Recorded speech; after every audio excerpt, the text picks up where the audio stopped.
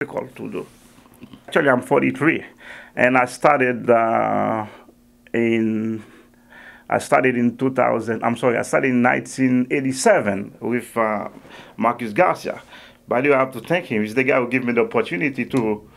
Because when I finished, after 1 year studying journalism in Haiti, he was the one who gave me the opportunity, to keep going forward in that field. And who is he now?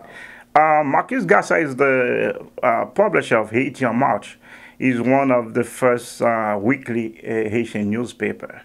He used to work for Radio Metropole. Actually, he's living in Haiti, where he's the owner of I think Radio Melody, and he still operates Haiti en March. I used to work as an accountant, one of the big, Asian institutions, but I don't want to mention the name. And I also studied computer programming. But for some reason, I'm so in love with the profession of journalist. So, and I started before the Floridian, by the way. I started a magazine named Pyramid, but that was only entertainment.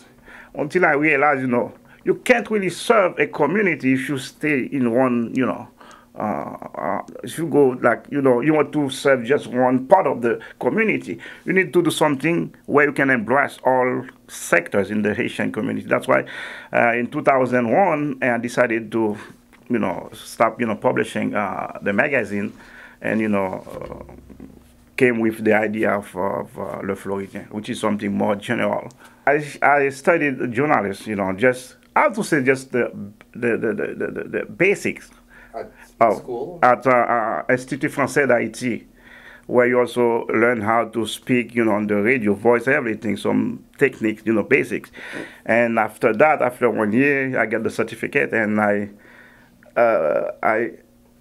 was talking to a friend of mine who at that time was reporter at Haiti en March, Mr. Dessalines Marcelin. I have to give him credit for that. And he offered me to at that time, I used to go to watch a lot of soccer events. And after, that was the last game, and I was talking to him about how people enjoy the game. And he said, why don't you, put it on the paper? The way you explain it, you can really put it on the paper. You just need to. I said, I don't think so, man. I'm not a journalist. I have to go, take some basic courses to do that. He said, no, okay, you can write it, so we're going to edit it. And man, I wrote the article. I have to tell you that story. I spent like from 4 o'clock in the afternoon until 7 o'clock the next day, because I have to give him the paper, by 2 o'clock, so they can send the paper by DHL to Marcus Garcia here in Miami at that time.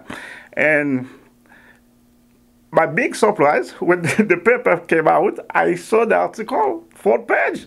I saw my name. I said, what? And then Marcus Garcia called me and said, yeah, I see you can do things like that. I said, no, I'm not. He said, well, you can go take the basic courses, so we're going to help you, by editing your articles. This is how I became part of journalism. So I spent 1 year, that was 3 sections, I remember. Some basic, they learn you, how to write. And after 1 year, I received the certificate, and I keep writing for 8 years. I spent I don't remember exactly, 5 or 6 years working with Marcus Garcia. And then when he told me he's going back to Haiti, and I said, well, so since he's not going to be here in Miami, I said, well, so why don't, try to do something for the, the entertainment part, in this community, because at that time there were a lot of new bands coming. So, and that's why I opened, I started publish the magazine named Pyramid Magazine. But I have to tell you, Mr. Colon, as you know, the best journalist, you learn that, while you keep in your environment, while you keep, contacting people, go out, talk to people, yes, when you go to school, you have the skill, but sometimes the real journalist, I can say, this is when you you working, around, in your community or wherever where you were assigned. I was born in Port-au-Prince, Haiti. I went to school, uh, Collège Canado-Haïtien, and Frère Jean 23 du Sacré-Cœur. That's where, I attended school. And how long have you lived in South Florida? 96, about 14 years. 14 years. I think How there do you is, see things? yeah, I think there is a big change. I think today we have more professional on the radio station, because you have to remember with the political event happened in Haiti in 1991, there were a lot of people, who decided to move, to leave Haiti. I'm one of the cases because so I never thought I would be, one day living in U.S., But I think today we are more professional. People who used to do radio at a certain level in Haiti who came here and keep doing it. I think there is change because actually the Haitian community can count on Le Floridien to get informed in what's going on in the community. I think there is change because we have Allen TV. We have another TV station operated by Elizabeth Guerin. I think the owners of 1580 WSRF, they just opened a new TV, a new TV station. I think there's a big change, and also today we have a bunch of young folks who have their own website.